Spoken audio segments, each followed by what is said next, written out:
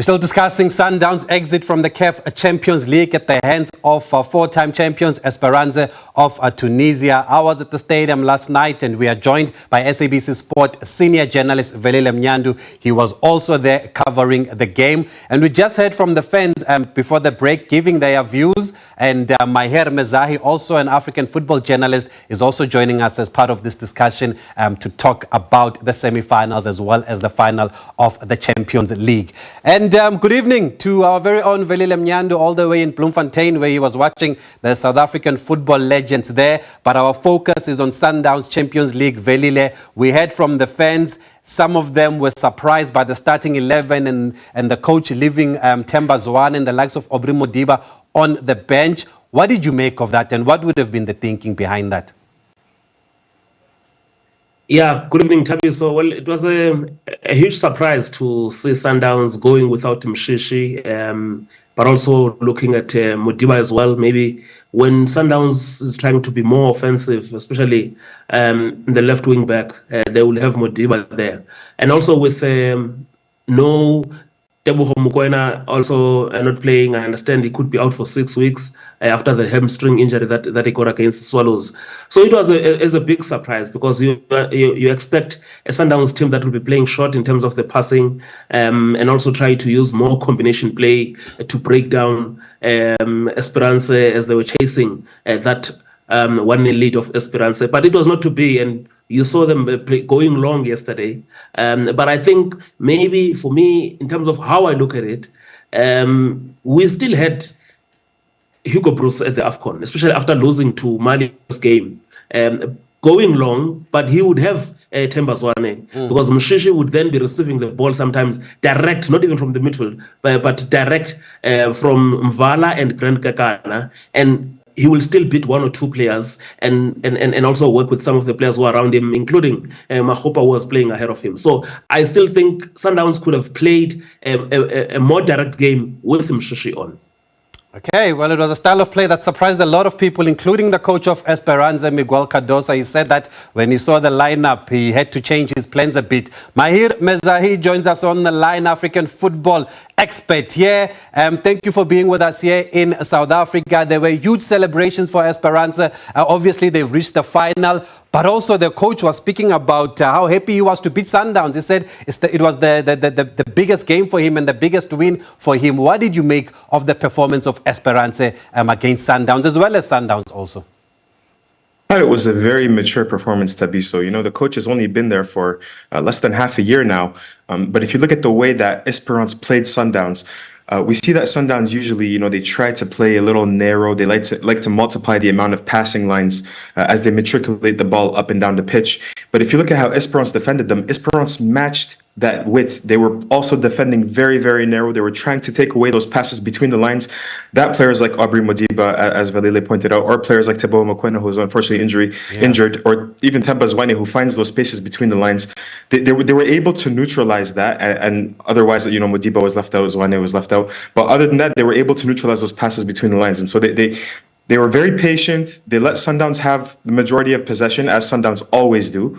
But they were able, in my opinion, to neutralize the Sundowns attack and try to hit them either on the counter-attack or through the long ball. We saw that with their goal that they scored, there were only 3 touches. The first was the goal kick by the goalkeeper, Amanullah Mish. Yeah. The second was the pass by Rodrigo Rodriguez. And then finally it was the goal by Raed Bushniba, a right back. So just 3 touches to score against Sundowns. Is that a sign of maturity in my head, considering that Esperance have won 4 Champions League titles and they know how to play this kind of competition? I think so. Look, Esperance de Tunis are playing for, they're looking to join TP Mazembe. They're looking to join Zamalek as the second best team on the continent. You know, as you mentioned, I think Sundowns, the way the rest of the continent looks at them is that maybe they're too idealistic. They like to play, you know, the principles of football. They like to play sophisticated tactics. But in the end, what's the point of playing a very sophisticated pressing system where you monopolize possession? You're suffocating the opposition with your pressing, but at the same time, you concede a goal like the one you conceded, which is very, very basic defending, you know? Yeah. So sometimes I think Sundowns, they're experts at the intricate parts of football, but sometimes they tend to lose sight of the basics of football under this coach, this brilliant coach, Velile Mnyandu.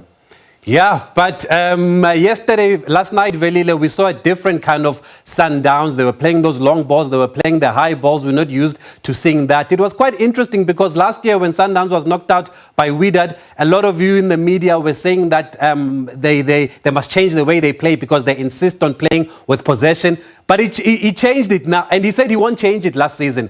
But he's changed it now for this crucial second leg game. What can we read into that?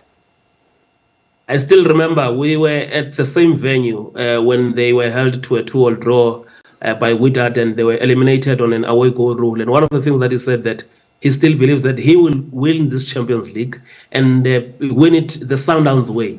And yesterday, obviously, he went different. But I think for me, going different is not an issue. But when do you go different?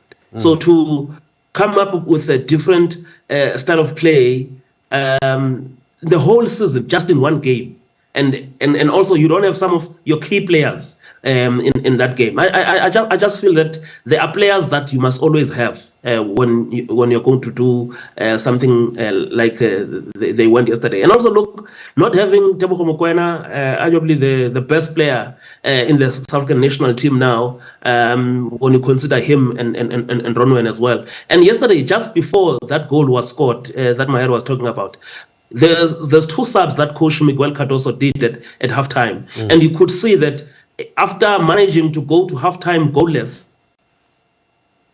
because in the match day -1, he had said he wants to use the moments. And those were planned counter-attack moves. It didn't work the first time they tried to do it on the left channel. And then when Sundowns, maybe they were looking to go for VAR, then we saw this time around Sundowns. And if you saw what happened there in terms of Al Ahly, they overloaded that right-hand side and it benefited them.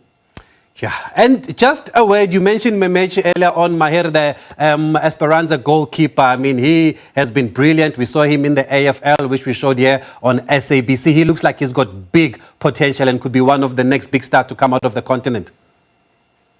Absolutely. He's going to be one of the new players of the Tunisian generation. Tunisia, after their very, very disappointing AFCON, they're going to have to bring in a lot of the players. Even the right back that scored the goal, right, Bouchnib, I believe, is only 21 or 22 years old. He's going to be a Tunisian that started on the right as a right defender. Memish has 8 clean sheets in 8 matches in the CAF Champions League. I believe if he keeps 2 more in the final, he can set a record there. But he's been absolutely fantastic, as has been another North African goalkeeper, the Egyptian, Mustafa Chouber, who's only 24 years old and has been having a great tournament in the absence of their habitual starter, Mohamed El-Shenawi. Yeah, they face Al Ahly in the final, Maher. Obviously, Al Ahly, with all their titles and experience, should start as favourites here. What have you made of how they've negotiated their way in this Champions League and how they were clinical last night against Mazembe? Well, what was so impressive about Al Ahly is that they've been able to do it without playing some of their marquee names. So if you look in midfield, for example, their habitual marquee name midfield is going to be Aliou Dieng, the Malian midfielder, is going to be Imam Ashour, the multi-million pound star that they have that they just bought back from Denmark. And then also a player like, Imam Ashour. I'm losing the third one in my mind, but all 3 of them were absent. Yeah. They managed to beat Mazembe with the likes of Ahmed Nabil Kuka, who's just a younger player, Amr Suleya, who's more of an experienced player. So they're doing it without their big names. They brought in Anthony Modeste, who's been one of the more efficient strikers in European football. Yeah. Almost being the top goal scorer in Bundesliga. They sat him on the bench and they brought in a Palestinian striker, Wissam Abu Ali, who scored the second goal. So they're doing it without their big names. I wonder if they can beat Esperance de Tunis like that. I'm not 100% sure. But what I really liked from Esperance de Tunis, again, was that they studied Sundowns and they neutralized their strengths. And I think if Esperance can do the same thing, study Al Ahly very well, and neutralize their strengths, which is especially attacking the ball down the wings, then I do think Esperance has a good chance. Finally, Velile Mnyandu, as we wrap up, the one consolation for Sundowns is that they've qualified for the extended FIFA Club World Cup. How big an achievement, though, is that? No, look, it's a big achievement, Tabi. So Sundowns have not been to the Club World Cup since 2016 when Coach Pitso went there with the team after they won their maiden CAF Champions League title. Obviously, now it's different. It's the expanded Club World Cup. Yeah. There's more teams that are there, all eyes on that. But I think for me, Tabi, so it's more about also the lesson, because even going to the Club World Cup, this will come after the Champions League for next season. And it would be nice if Sundowns can go there as the African champions for next season. But there's one area that I feel that Sundowns really need to improve on is the profiling of the signings that they are making. Yes, it's good that they are getting some talented and brilliant, skillful South American players. But if you look at the profile of South Sundowns players, they don't have those hardened West African or Central African players. And there's a Togolese midfielder, if you look in this Esperance team who was there, and you could see how he was vital for the team. Al Ali has got the same as well. So Sundowns now, they've gone more European, and I'm not sure if it's their new ways of doing things, not scouting more on the continent, and I think they really need to really look into their model of how they profile their players. Well, they're not called the Brazilians for nothing, Velile Mnyandu. That's why they go to South America to look for those similar players there. But thank you, Velile, and thank you, Maher. It's a pleasure talking to you here in South Africa. We enjoy your coverage of African football. Thank you. Two experts of the African football game here. It doesn't get better than that there. Sundowns, they will get better. The coach said he's still committed to the club and he still wants to bring back a CAF Champions League trophy again to Mamelodi. Sundowns is only 37 years old, so there's so much more that we think that he can achieve, Coach Rolani.